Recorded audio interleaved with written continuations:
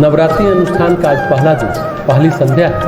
हमेशा से हम लोग नवरात्रि अनुष्ठान में रामचरितमानस के कुछ अनछुए प्रसंग की चर्चा करते हैं। इस बार रामचरितमानस में जो 4 घाट हैं उसकी चर्चा अगले 8 दिनों तक हम लोग करेंगे। गोस्वामी तुलसीदास जी महाराज राम कथा की 2 उपमाएं देते हैं। एक उपमा देते हैं मानसरोवर की और एक देते हैं मंदाकिनी की। मंदाकिनी चित्रकूट में नदी है जो अनुसुईया माता ने अपने तप से प्रवाहित। चित्रकूट में कोई नदी नहीं थी। चित्रकूट के लोगों को पानी की समस्या थी। कैसे पानी की व्यवस्था करें, कैसे वहाँ पर रहने वाले लोग जीवन को जिए। तो चित्रकूट के कोल भीलों के लिए, वहाँ के आदिवासियों के लिए, वहाँ के रहने वालों के लिए अनुसुईया माता ने व्यवस्था बनाई। सबने अनुसुईया माता की शरण पकड़ी तो अनुसुईया माता ने अपने तप बल से मंदाकिनी नदी को प्रवाहित किया। तुलसीदास जी कहते हैं, मेकल सुता गोदावरी कन्या, गोदावरी की कन्या है, बिंद की बेटी है। ऐसे प्रिय अनुसुईया ने अपने तप के प्रभाव से पानी की व्यवस्था की। ये बात सत्य है।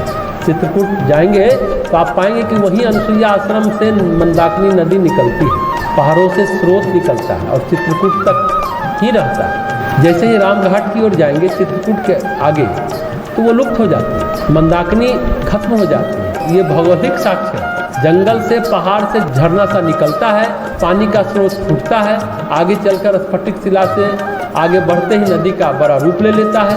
चित्रकूट की परिधि को पार करते ही रामघाट के बाद बांदा की ओर बढ़ते हैं तो वो जमीन में लुप्त हो जाती है। नदी रहती ही नहीं, कहीं किसी से नहीं मिलती, किसी समुद्र से नहीं मिलती, किसी बड़ी नदी से नहीं मिलती। चित्रकूट को ही पार नहीं करती, जबकि रामघाट में उसका प्रवाह काफी है। छाती से ऊपर पानी है, चलकर पार नहीं कर सकते उस नदी को। स्फटिक शिला के पास काफी गहरा है। तो तुलसीदास जी महाराज कहते हैं, राम कथा मंदाकिनी चित्रकूट चितचारू, तुलसी सुबह स्नेह बन सिया रघुवीर बिहारी। राम कथा मंदाकिनी नदी है और हमारा चित्त जो है चित्रकूट की तरह है। चित्रकूट के वन में यानी हमारे मन में राम कथा बहती है। उस नदी के किनारे चित्रकूट के वन में भगवान श्री राम और भगवती सीता माता विहार करते हैं, भ्रमण करते हैं। तुलसीदास जी महाराज कहते हैं, ऐसा चित्रकूट है हमारा। बालकांड के शुरुआत में ही गोस्वामी जी ये बात कहते हैं। रामचरितमानस की एक और उपमा देते हैं गोस्वामी जी, कहते हैं, रचि महेश निज मानस राखा, पायु सुसमऊ शिवा सनभाषा, ताते रामचरितमानस बर धरे नाम हिया हरि हरसी है। ये रामचरितमानस को भगवान शिव ने रचा था और भोले बाबा ने इसे अपने मन में रखा और जब समय आया तो भगवती पार्वती के सामने इस कथा को कहा। तो रामचरित मानस सरोवर है। किसके मानस का सरोवर है?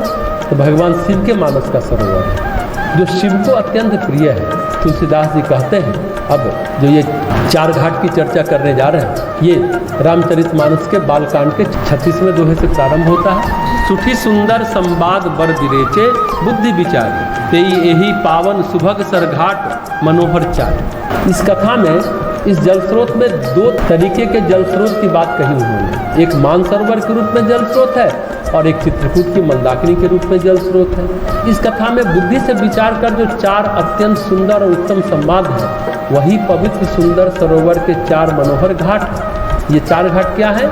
4 अत्यंत सुंदर संवाद है। पहला संवाद है काक भुसुंडी गरुड़ संवाद, दूसरा शिव पार्वती संवाद, तीसरा याज्ञवल्क्य भारद्वाज संवाद है और चौथा तुलसीदास और संत संवाद है।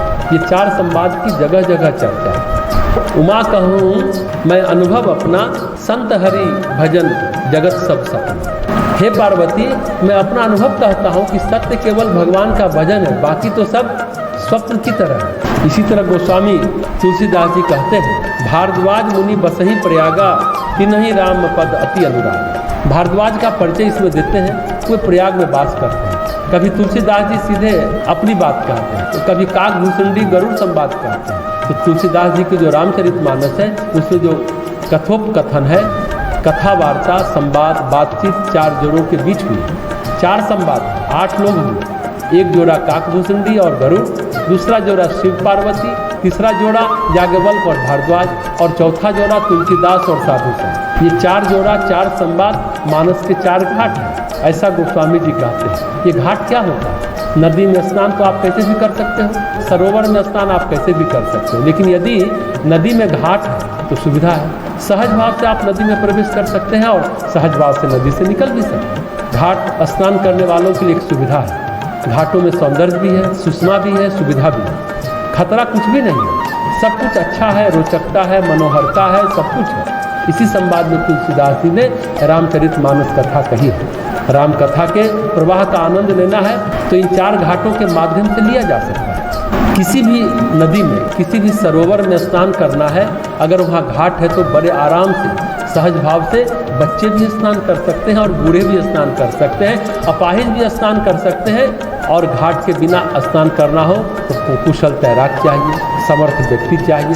कर तो सकता है पर बच्चा कैसे उतरेगा नदी में घाट के लिए नहाने के लिए, बूढ़ा कैसे उतरेगा, अपाहिज कैसे उतरेगा, अपंग कैसे उतरेगा, निर्बल दुर्बल लोग कैसे स्नान कर पाएंगे। तो निर्बल दुर्बल इस राम कथा को सुन पाए, समझ पाए, बच्चे बूढ़े समझ पाए, इसके लिए नदी में, सरोवर में घाट की व्यवस्था की गई है। घाट का माधुर्य क्या है?